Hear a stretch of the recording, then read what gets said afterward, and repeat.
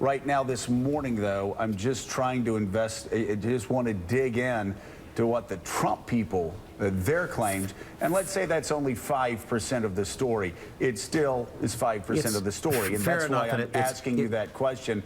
Do they have a point? But I want to be very clear. I want to be very clear, though. Scenario. The incidental collection is not illegal. It's not illegal. It is not illegal. It's not illegal. What would be illegal, and what some people inside the intel community have told me, come on, you got to focus a little bit on this, is the improper unmasking of American citizens.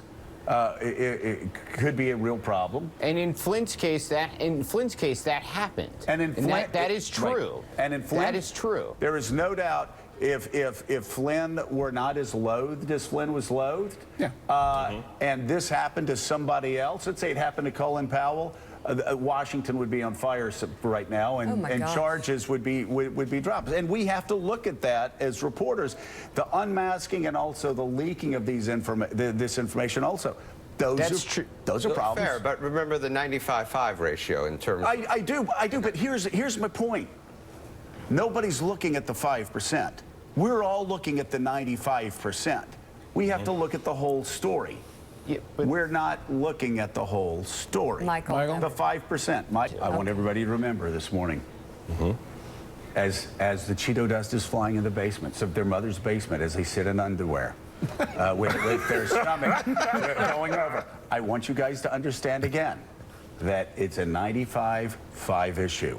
The story is the Russians tried to influence our election. It is frightening. They're trying to destroy our democracy.